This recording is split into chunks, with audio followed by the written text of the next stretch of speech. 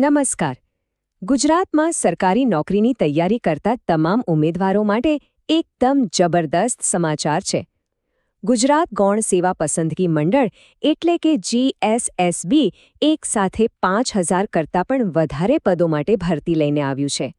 ચાલો આ શાનદાર તકની એક વાતને ડિટેલમાં સમજીએ.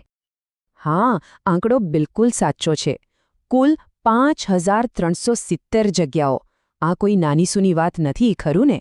રાજ્ય સરકારના અલગ અલગ વિભાગોમાં કરિયર બનાવવાનો આ એક બહુ મોટો મોકો છે. અને આ બધી ભરતી ગ્રુપ એ અને ગ્રુપ બીની પોસ્ટ્સ માટે છે, જેમાં ક્લાર્ક, હેડ ક્લાર્ક અને બીજી ઘણી બધી પોસ્ટનો સમાવેશ થાય છે. અને સૌથી મજાની વાત એ છે કે આ બધા માટે અલગ અલગ નહીં, પણ ફક્ત એક જ કોમન પરીક્ષા એટલે કે સંયુક્ત સ્પર્ધાત્મક પરીક્ષા આપવાની રહેશે. તો આજે આપણે આખી વાતને સ્ટેપ બાય સ્ટેપ સમજીશું. પહેલાં તો આ જાહેરાત શું છે એ જોઈશું, પછી કુલ કેટલી જગ્યાઓ છે, અપ્લાય કેવી રીતે કરવું, કઈ વાતોનું ધ્યાન રાખવું, જગ્યાઓનું કેટેગરી પ્રમાણે વિભાજન અને છેલ્લે હવે આગળ શું કરવું એ બધું જ કવર કરીશું. તો ચાલો જરા પણ સમય બગાડ્યા વગર શરૂ કરીએ. તો ચાલો શરૂ કરીએ પહેલા પોઈન્ટથી. આ ભરતીનો જે મુખ્ય આધાર છે એ છે એની ઓફિશિયલ જાહેરાત, જેનો નંબર છે 378/202526. કોઈને પણ ઓફિશિયલ ડોક્યુમેન્ટ ચેક કરવું હોય તો આ નંબરથી આસાનીથી મળી જશે.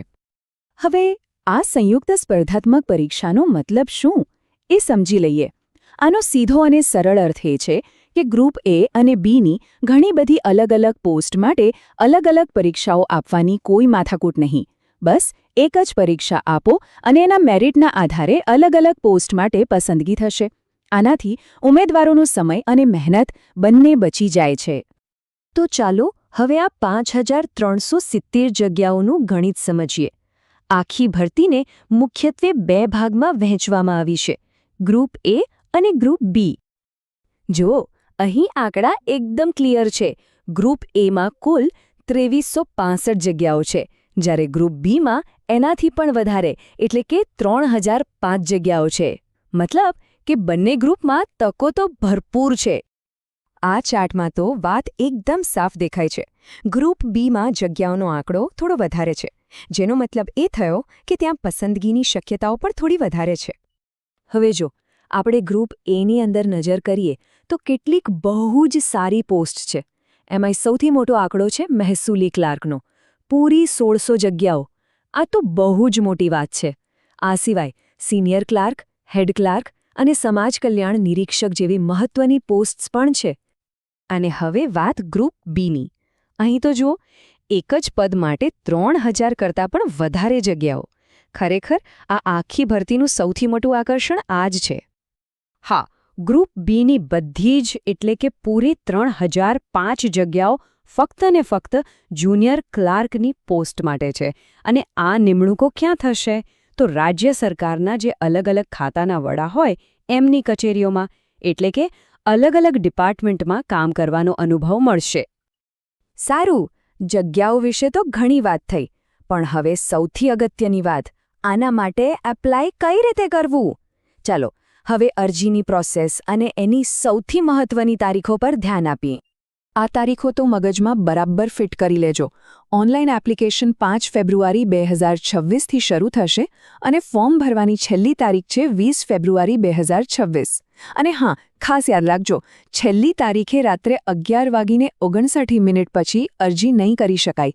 એટલે છેલ્લી ઘડીની રાહ જોયા વગર ટાઈમસર ફોર્મ ભરી દેવું એ જ બહેતર છે. પ્રોસેસ એકદમ સિમ્પલ છે. સૌથી પહેલાં OJSની ઓફિશિયલ વેબસાઇટ પર જવાનું. ત્યાં જઈને જાહેરાત નંબર 378/2025-26 સિલેક્ટ કરવાનો. પછી જે ઓનલાઈન ફોર્મ ખુલે એમાં બધી જ વિગતો ધ્યાનથી ભરવાની. અને યાદ રાખજો, સબમિટ કરતા પહેલાં બધી જ વિગતો 2 વાર ચેક કરી લેવી એ બહુ જ જરૂરી છે.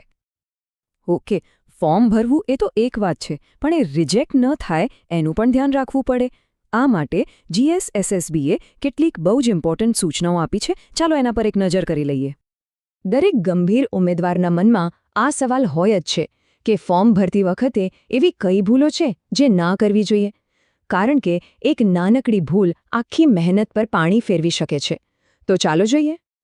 આ 4 વાતો ગાંઠ બાંધી લેજો. પહેલું, જે પણ વિગતો ભરો એ તમારા ઓરિજિનલ ડોક્યુમેન્ટ્સ પ્રમાણે જ હોવી જોઈએ. બીજું, ફોર્મ ભરતી વખતે બધા જ જરૂરી સર્ટિફિકેટ હાથવગા રાખવા. ત્રીજું, જે મોબાઈલ નંબર આપો એ ભરતી પૂરી ના થાય ત્યાં સુધી બદલવાનો નહીં, કારણ કે બોર્ડ તરફથી બધા મેસેજ અને અપડેટ્સ એના પર જ આવશે. અને ચોથું, GSSBની વેબસાઇટ રેગ્યુલરલી ચેક કરતા રહેવું. હવે આવીએ જગ્યાઓના વર્ગીકરણ પર, એટલે કે કુલ જગ્યાઓમાંથી કઈ કેટેગરી માટે કેટલી સીટ રિઝર્વ્ડ છે એ સમજવું દરેક ઉમેદવાર માટે ખૂબ જ જરૂરી છે. અહીં આપણે ગ્રુપ એનું ઉદાહરણ લઈને સમજીએ. એની કુલ 2365 જગ્યાઓમાંથી 1038 જગ્યાઓ બિન અનામત એટલે કે જનરલ કેટેગરી માટે છે, 615 SCBC માટે, 349 ST કેટેગરી માટે, 209 EWS માટે અને 154 SC કેટેગરી માટે અનામત રાખવામાં આવી છે. આ સિવાય બીજી પણ અનામત જોગવાઈઓ છે, જેમ કે દરેક કેટેગરીમાં મહિલાઓ માટે અમુક જગ્યાઓ અનામત હોય છે. અને ખાસ વાત, જો કોઈ કેટેગરીમાં લાયક મહિલા ઉમેદવાર ન મળે તો એ જગ્યા એ જ કેટેગરીના પુરુષ ઉમેદવારને આપી દેવામાં આવે છે.